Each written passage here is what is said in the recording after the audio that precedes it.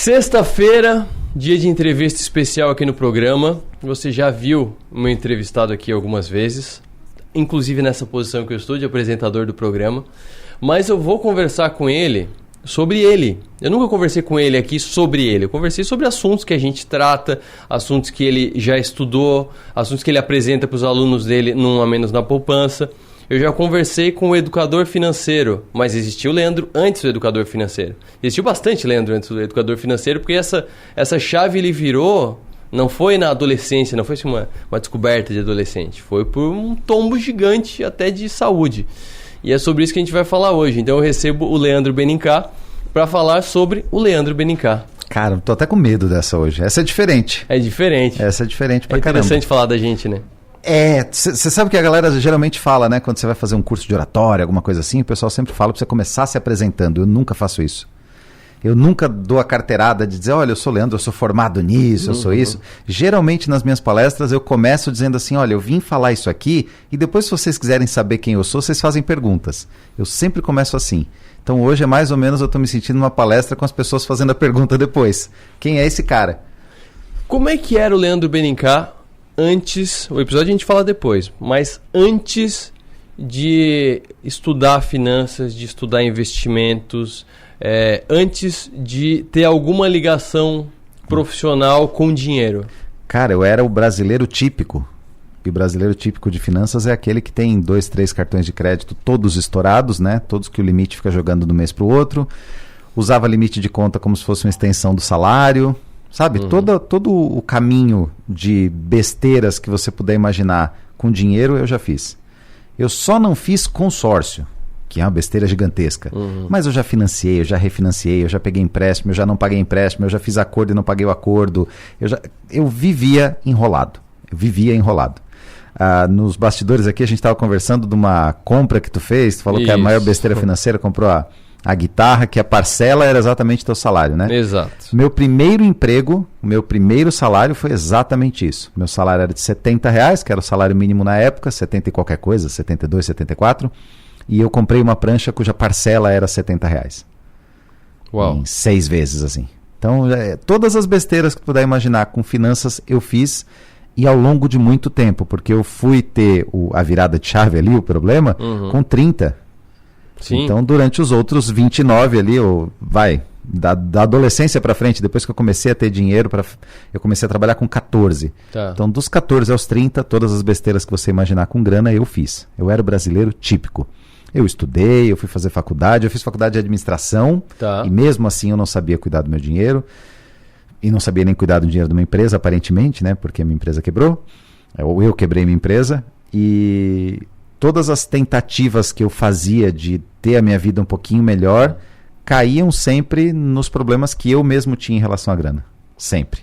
O que tu fez antes? Que tipo de trabalho tu fez? Por exemplo, tu chegou a trabalhar como músico? Nós temos quantas horas aqui de programa para 2h30. contar tudo que eu fiz antes?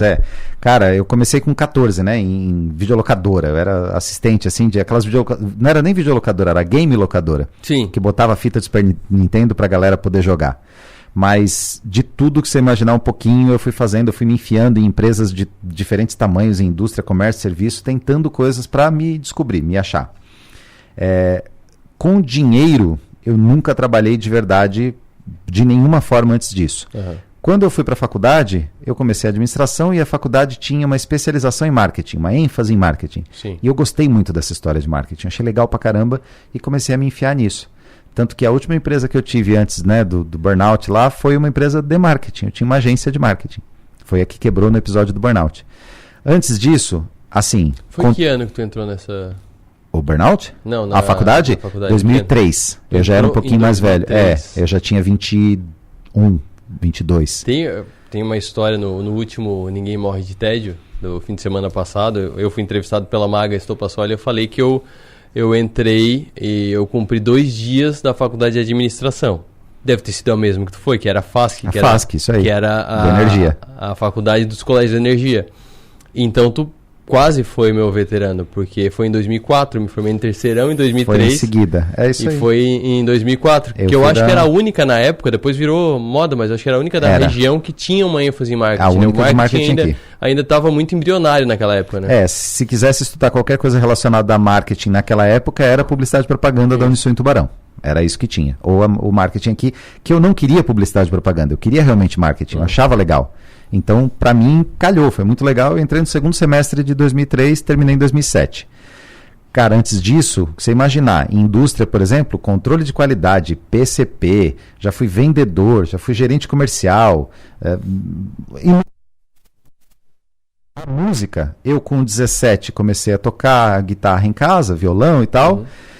Quando eu entrei na faculdade, em 2003, eu encafifei que eu queria uma banda. Então, ali da virada para 2003 para 2004, nasceu minha primeira ideia de banda. Finalzinho, metade de 2004, começou um 71, que foi a banda que eu tive aqui na cidade por 7 anos, que a gente conseguiu fazer um monte de coisa, gravar disco, show pra caramba e tal. Durante 7 anos eu tive essa banda. E nos últimos 3 anos da banda, eu cheguei... Nos últimos 2, fora o último ano nos 2 penúltimos anos da banda, eu cheguei a viver só disso. Eu cheguei a ficar só com isso e não largar o emprego que eu tinha na época para ficar só com isso. Mas sempre argolado, sempre com a corda no pescoço, vendendo almoço para pagar a janta. Sempre foi essa a minha vida. E isso independente de ter bons salários ou salários ruins. Independente de qualquer coisa. Eu já tive salários muito, muito ruins para a época, coisa assim de salário mínimo para baixo. E já tive salários muito bons. Fui gerente comercial de uma empresa muito grande de etiquetas aqui da cidade, que eu ganhava muito bem. E mesmo assim, eu ganhando pouco eu gastava pouco e ganhando muito eu gastava muito. Tu puxava muito pelo que foi apresentado até o momento do arcabouço fiscal, que a gente torce para que tenha sido só um pedaço, né? Porque esqueci de dizer da redução. Tu ia... Quando subia a receita, tu subia... Subia a receita, a despesa subia junto. Subia junto. Aí se caía a receita, o problema era descer a despesa. E geralmente maior, eu subia mais a despesa do que a receita. Geralmente eu gastava mais do que eu tinha. Eu já gastava na frente.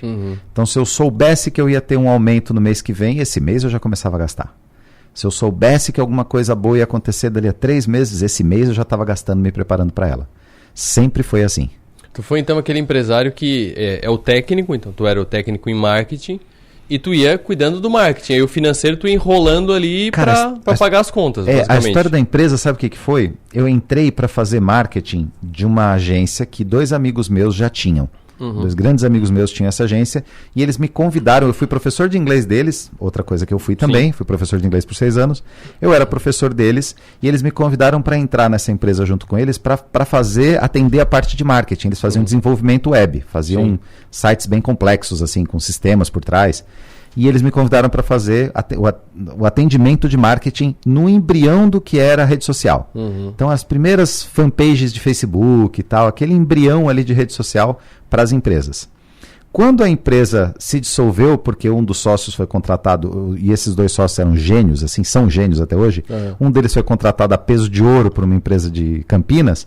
Ele falou, cara, tô indo, não dá para negar isso aqui. A gente ali com a empresa sempre, né, tentando equilibrar as contas e tal, de repente vem uma proposta que resolve a vida do cara. Ele foi. O outro falou, bom, eu vou resolver minha vida também.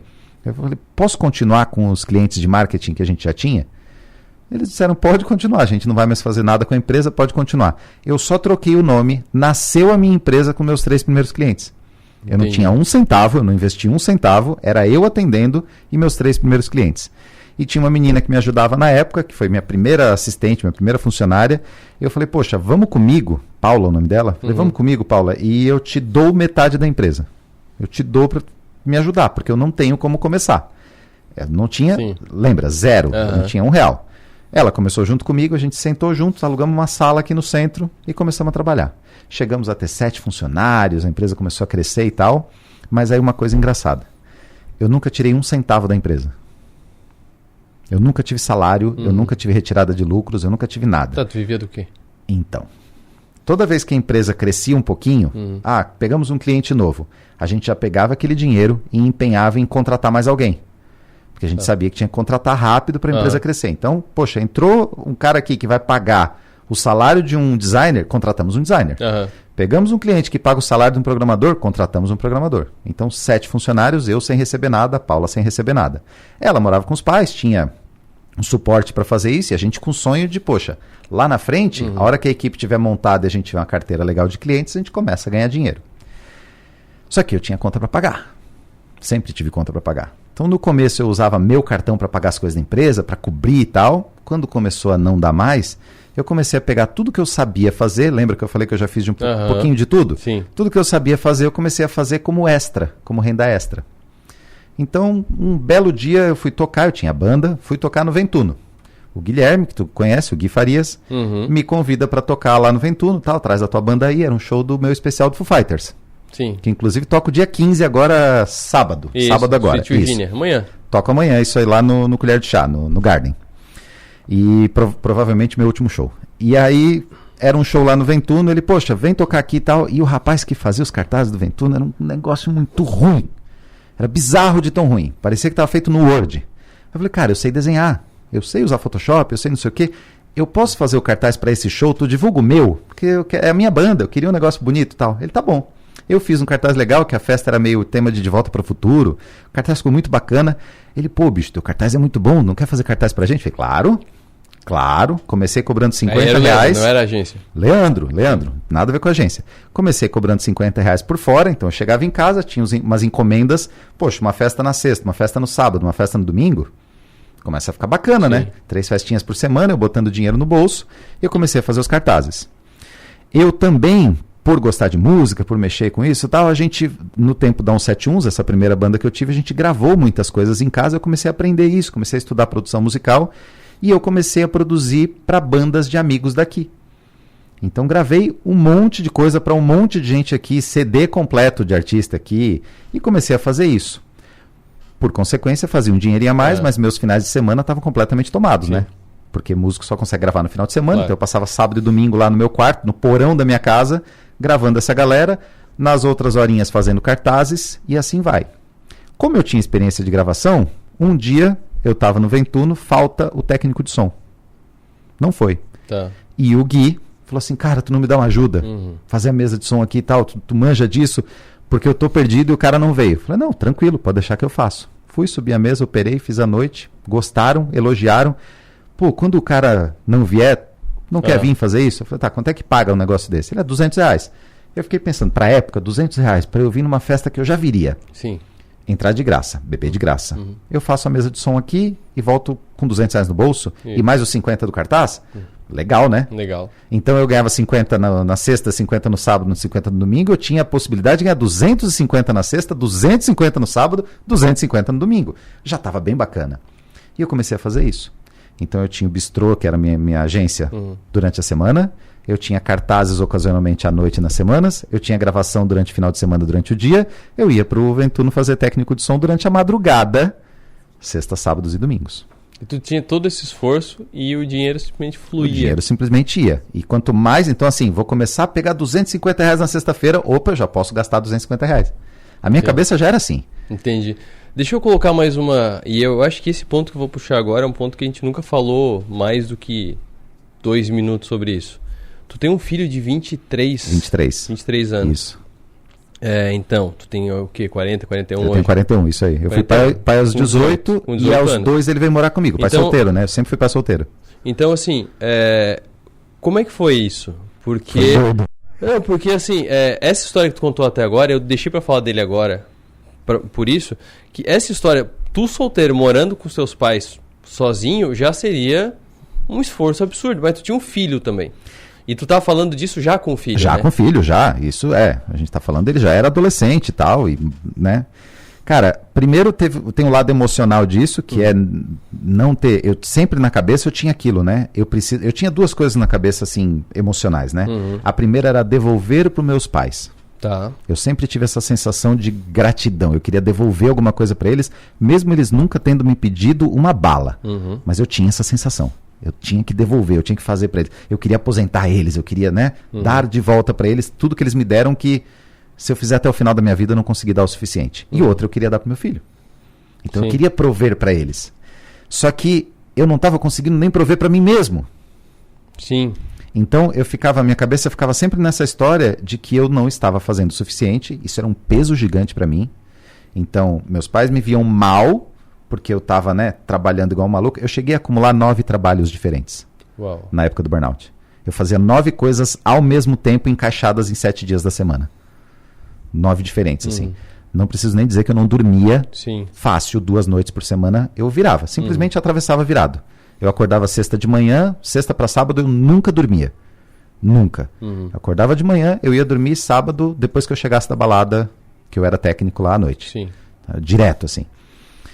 Isso me dava uma culpa gigantesca, porque eu não via o crescimento do meu filho, meus pais tiveram que ajudar muito nisso e tal, e eu não conseguia participar muito deles. Sempre que eu podia, eu conseguia, eu, né, tentava uma folguinha para fazer alguma coisa junto com eles, mas sempre foi difícil, sempre foi. E isso foi pesando, e eu nunca tive nenhum sintoma. Esse é um ponto importante, esse é um ponto até de alerta para quem está ouvindo, quem trabalha demais. Eu nunca tive nenhum sintoma. A única coisa que eu tinha de sintoma era cansaço. Mas um cara que não dorme 2 noites na semana, tá cansado, é o mínimo que você espera. É basicamente chegar aqui na rádio subindo pela escada. São 12 andares, tu vai chegar cansado. Vai chegar cansado. Tu espera que a pessoa esteja cansada. Então eu sentia cansaço, sentia sono. E eu sempre brincava que dormir pra mim é uma decisão, né? Se eu encostasse em qualquer momento do dia, em qualquer lugar, nessa mesa, eu me debruço e durmo. Mas isso até hoje é assim. Sim. Mas eu sempre fui assim. Então eu tirava, não raramente, eu tirava sonos de 5 minutos com alarme. Sabe o que é botar o alarme? Então, para daqui 5 minutos. Eu acho que eu entendi, mas não quer dizer que faz assim, sentido. Se agora, por exemplo, é 4h40, eu coloco o alarme para 4h45 e eu consigo dormir antes do 4h41 e acordar às 4h45 no carro, que era o espaço que eu tinha de tempo. Sim. Então eu encostava no carro, dormia 5 minutos, tocava o alarme, acordava e ia fazer outra coisa. O dia que isso cobrou o preço, a fatura veio de uma vez só. Tudo de uma vez só. Então, os 9 trabalhos, a ansiedade por não estar cuidando dos meus pais, a ansiedade por não estar cuidando do meu filho, a ansiedade por um monte de outras coisas ruins na vida, porque a gente vai aceitando coisas. Quando você está precisando, que era o meu caso, eu estava sempre precisando. Eu me colocava numa situação, não é que a vida fez eu precisar, eu me colocava na situação de sempre precisar. Pô, se eu ganhasse R$200 a mais, eu já estava gastando 200. É lógico que eu preciso de mais agora, né? Sim. Acabei de empenhar aquilo que eu acabei de ganhar. Claro. Então, essa situação de você viver sempre precisando faz com que você seja uma pessoa que está sempre aceitando. Tudo é sim. Minha vida sempre foi tudo sim. Vamos fazer mais uma coisa? Sim. Me ajuda em tal coisa? Sim. Então, nesse meio tempo, eu ainda tirava para ajudar a gente, para fazer coisa. Sim para tudo. Para encurtar um pouco a história, numa quinta-feira, eu estava nessa agência, onde eu tinha 7 funcionários e tal, e foi o primeiro dia que eu tive um sintominha, que era uma falta de ar. Tá. Eu só senti... Parecia que tinha alguém sentado em cima do meu peito, né? Quem faz jiu-jitsu vai saber qual é a sensação. Parecia que tinha alguém em cima do meu peito, assim, eu estava sentindo pesado, assim. Era 6h40 da tarde, eu falei, galera, vamos embora. Chega.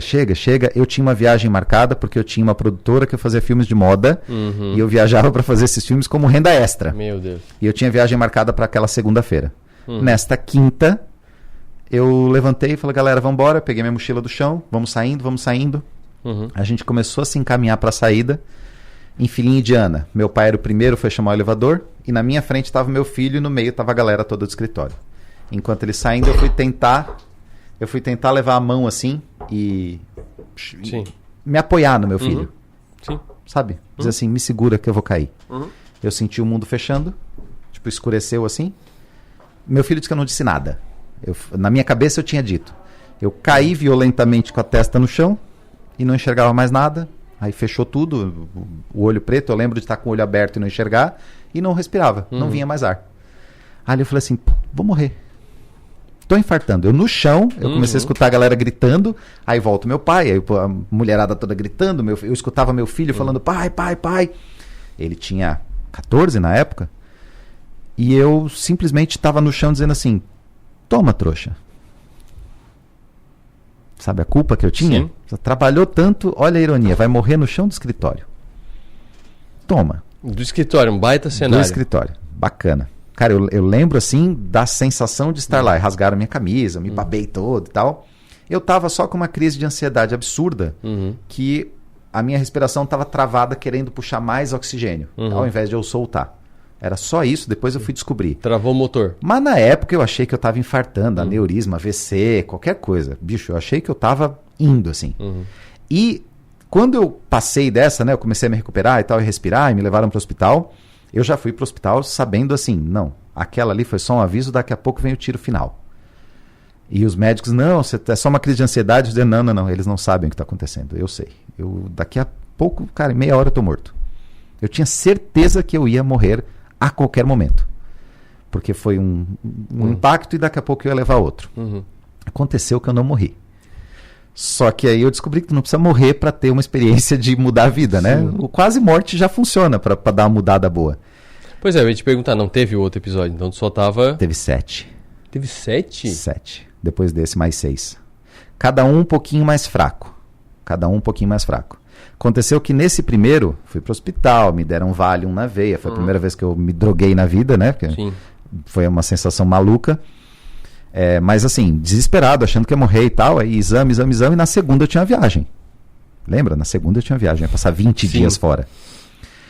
Na segunda-feira, no domingo, antes de ir, eu chamei todo mundo. O pessoal foi na minha casa. Eu falei, galera, eu vou viajar e eu não vou poder ficar. Porque antes era assim, eu viajava fazendo filme com o celular aqui e filmando. Claro, tá, vai, sim, não, faz, não. Durante o tempo todo. Então eu estava em outro fuso horário, cuidando das coisas aqui, enquanto eu estava cuidando das coisas que eu fazia lá. Falei, galera, dessa vez não vai rolar. Eu fazia isso 2 vezes por ano. Sim. Eu vou ter que viajar e vou ter que desligar. Não tem como, eu tenho que desligar. Até foi engraçado que o médico que me atendeu falou, você precisa descansar, você precisa sair. Eu falei, não, tranquilo, eu vou para a Europa segunda-feira. Aí ele, rindo, né? Não, mas eu vou para a Europa mesmo. Ele, né, o médico do SUS falando assim, esse cara tá mentindo para mim, né? Mas não, eu ia para a Europa porque os clientes estavam pagando para eu ir fazer meus filmes e tal. Eu fui, fiz essa viagem, 20 dias filmando, foi terrível, a experiência um dia pior que o outro, mas todos esses dias foram me servindo, eu achei que ia ter crise lá, não tive, mas todos esses dias foram servindo para eu tomar as decisões. Primeira decisão, eu andava com 2 celulares, assim, um era o pessoal, o outro era para o trabalho. O do trabalho, quando eu cheguei, eu abri a gaveta do meu criado mudo, desligado, joguei ele dentro, fechei, falei, quem quer me achar vai dar um jeito. Essa foi a primeira decisão. A segunda decisão foi, a hora que eu cheguei, chamar minha sócia, falar, Paula, a empresa é tua. Pode levar. Tudo tua. Pega os clientes, tudo. É tudo tua, não quero R$1 nunca, onde é que eu assino? Ela, não, se não for contigo, não vai. Olha, tem certeza? Se não for, a gente tá ferrado. Porque a gente tinha 7 funcionários para pagar a saída de todo mundo e não sei o quê, e clientes para deixar na mão. Ela, não, eu não quero. Ou a gente vai junto ou a gente não vai. Falei, não, eu não posso, eu não consigo trabalhar nem mais um dia. Nem mais 5 minutos. Eu não quero mais a partir de agora. Ela, então tá, então fechamos. Ela teve, aí a gente foi, dividiu as despesas em 2, tudo que a gente ia ter para pagar. Eu fiquei na época com quase R$70 mil, essa era a conta. Ela tinha ajuda dos pais e tal, eles ajudaram, pagaram aqui e tal. Eu chamei os funcionários, chamei o pessoal que eu devia alguma coisa para eles, falei, olha, tá aqui a situação, é isso aqui. Todos eles viram eu no chão, né? Então, claro. Arthur, eu tive os 7 funcionários, as 7 frases iguais. Lê, paga quando puder e se puder. Se não puder, também não tem problema. Ninguém nunca me cobrou nada. Eu fui pagando aos poucos e tal. Sim. Nenhum dos 7 nunca me cobrou nada. Isso é um mérito bacana que eu acho de ter construído a equipe. Fora isso, onde podia e não podia ficar devendo, eu fiquei devendo. Eu virei um caloteiro, eu virei um devedor para tudo, porque não tinha mais, dinheiro não entrava mais. Sim. Aliás, eu gastei um monte com essa história, não entrava mais dinheiro e não tinha como pagar. Eu fiquei devendo muita coisa. Cartão de crédito na época não tinha aquela lei de hoje de não deixar, o anti-bola de neve, na época tinha bola de neve.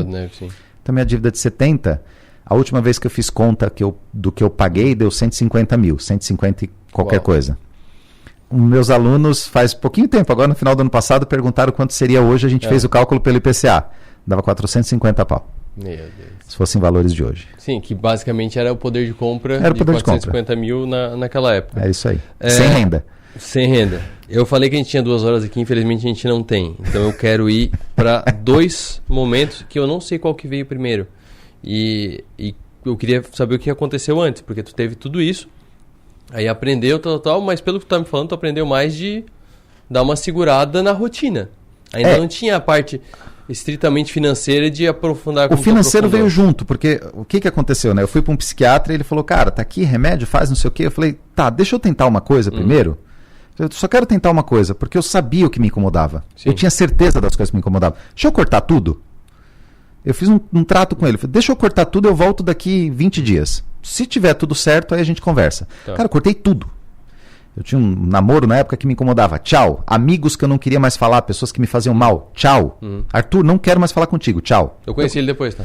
Foi depois. Conheci ele depois. Eu comecei a fazer isso. As pessoas me ligavam e eu dizia assim, me desculpa, eu não quero mais falar com você. Tá. Pode me xingar, pode fazer o que você quiser. Sim. Clientes que eu não queria mais atender, pessoas que eu não queria mais me relacionar, foi 100% assim. E aí chegou, bateu na grana. Entendi. Então eu fui tirando tudo que incomodava e pá, bateu na grana. Falei, preciso fazer alguma coisa. Na época não tinha influencer no YouTube, gente ensinando e tal, mas tinha coisa gringa, a internet já era bem difundida, eu trabalhava com internet. E eu achei um site que chama You Need a Budget. Você precisa de um orçamento. Tá. Foi minha primeira... Eles tinham um programinha de 6 e-mails, eles te mandavam 6 e-mails assim, cada semana tu resolvia alguma coisa da vida.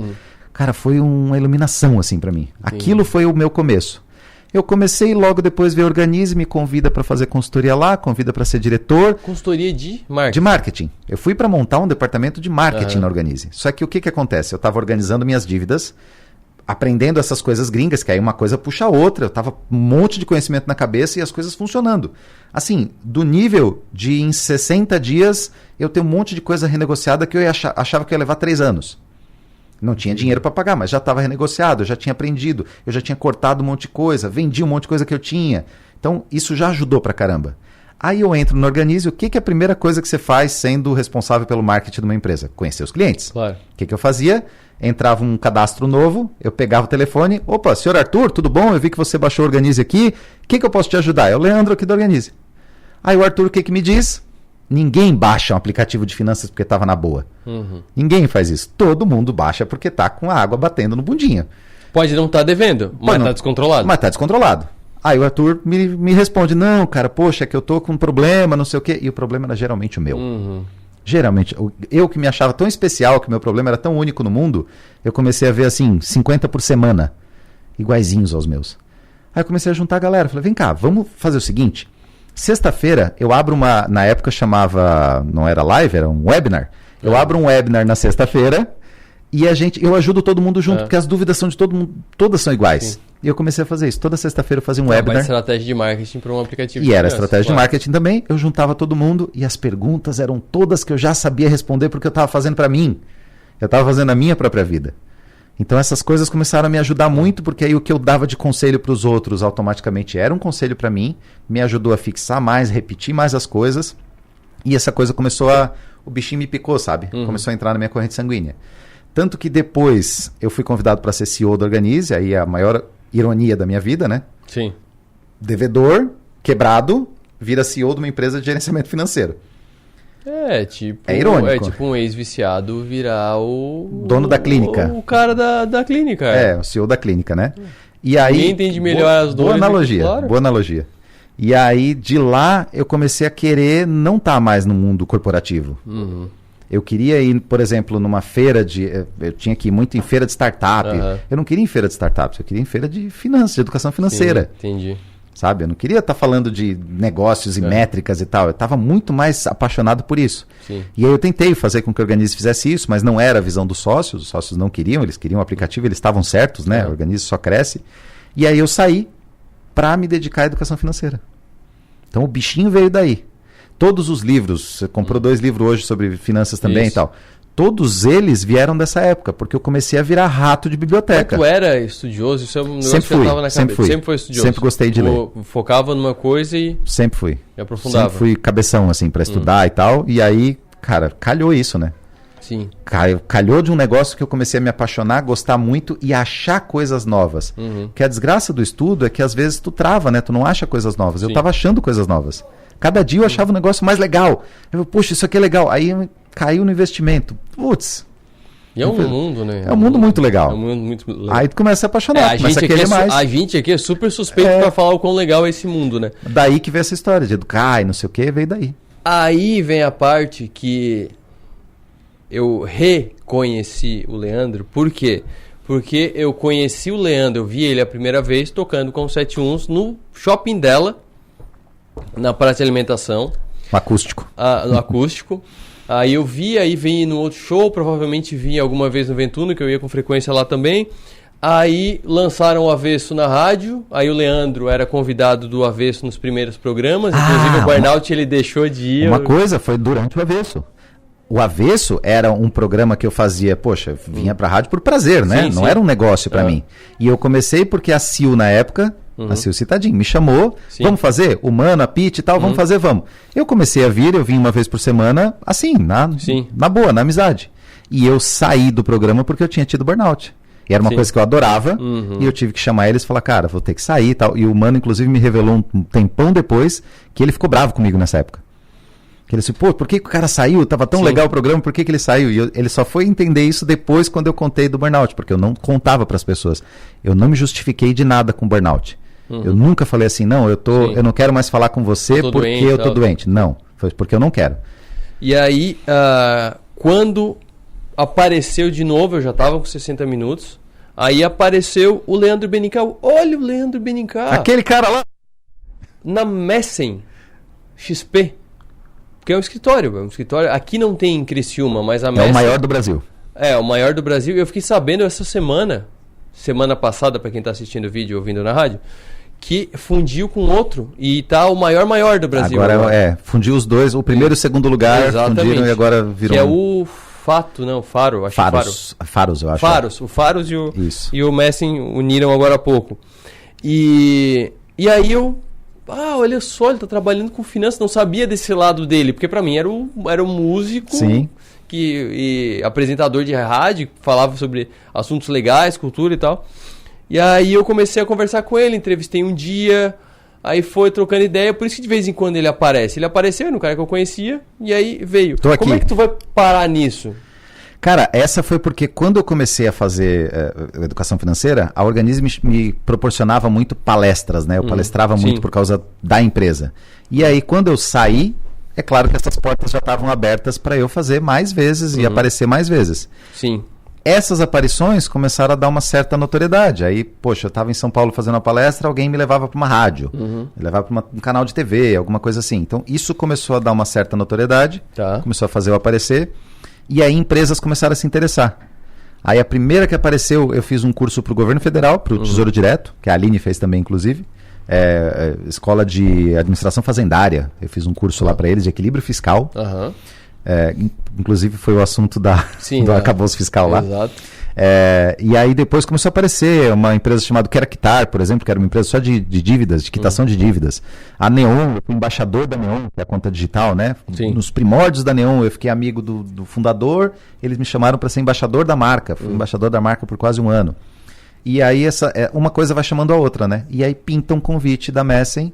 Eu estava aqui em Criciúma a gente estava se planejando, a vida já estava boa, a gente já estava tranquilo.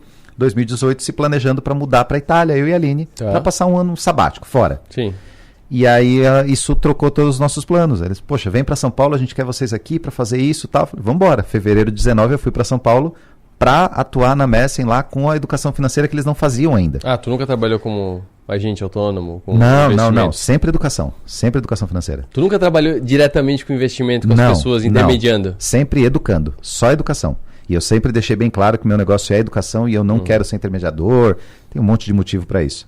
Fevereiro de 19 fui para lá, veio pandemia e tal, a gente foi adiando essa história, mas e as outras coisas foram surgindo assim. E aí lá em São Paulo veio programa de rádio, veio programa de TV, uma coisa atrás da outra.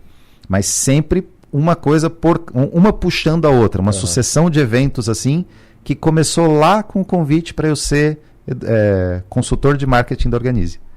E desse momento da Messen até um a menos na poupança. O último capítulo que a gente vai falar aqui agora, porque vai ser Mas esse é curto.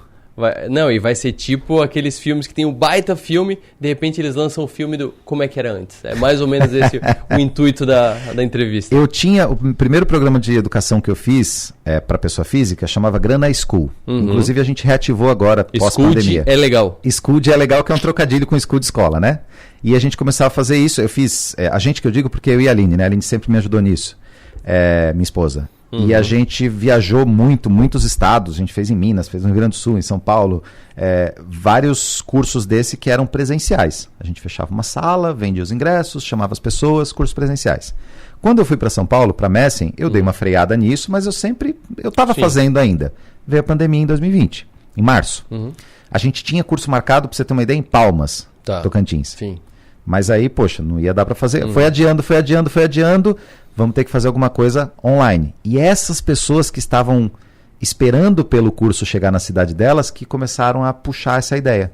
Faz online, porque a gente não vai ter. Tá bom, vamos fazer. Eu abri a comunidade para isso. Eu falei, poxa, vamos abrir um espaço então para a gente poder conversar, para eu poder passar o material para vocês. Sim. E vocês poderem ter educação financeira, senão não vai chegar aí o negócio. Era para ter, eu projetava uns 100 alunos, os 100 alunos vieram nos primeiros 3 dias, aí depois mais 100 alunos até o final da semana, e a gente chegou a 500 alunos em poucos meses, e está aí até hoje. Maravilha. Um a menos na poupança está lá. Aí saíram outras coisas a partir do a menos na poupança, teve outras ramificações, mas começou por causa da pandemia. Porque a gente estava trancado em casa e as pessoas estavam me chamando, e tinha na época live, Instagram rolando e tal, e as pessoas pedindo muito, pô, se não vai ter um curso na minha cidade, faz na tela do meu computador. Exato. E a gente podia estender muito mais esse papo, mas por questões de schedule, me fugiu a palavra em português, é fogo. De agenda. De horário. A gente tem que sair porque a Dani Niero está entrando aqui agora para fazer o programa. Então, eles estão realmente expulsando a gente do estúdio, mas conseguimos contar a história prévia, um a menos na poupança, do Leandro Benincá.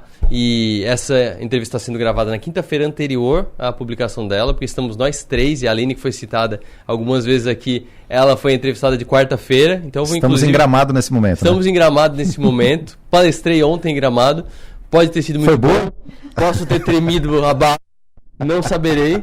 Posso comentar depois embaixo desse vídeo como é que foi. Foi boa. Mas eu queria, inclusive, agradecer aqui por essa oportunidade que o Leandro me deu. Pô, e eu falei agradeço. pra Mag, inclusive, que assim, ele não é de enrolar muito, né? Ele chegou pra mim e disse, tu vai palestrar no Gramado Summit. Eu, oi? Sobre o que tu quer que eu fale? Sobre o que tu quiser. Aí, como eu não sabia escolher o assunto da palestra, eu fiz uma palestra sobre escolhas, que foi a palestra que eu apresentei ontem aqui no Gramado Summit. Obrigado, Leandro. Pô, obrigado, cara. Bom demais. Gostei da experiência de falar de mim, assim. Geralmente eu falo dos outros, né? É divertido. Né? Legal demais. Obrigado mesmo. Maravilha. Essa foi mais uma entrevista especial dos 60 Minutos. Eu volto ao vivo do estúdio na segunda-feira, meio-dia. Tenham todos uma boa tarde, bom trabalho, bom fim de semana e assista as outras entrevistas que são muito legais.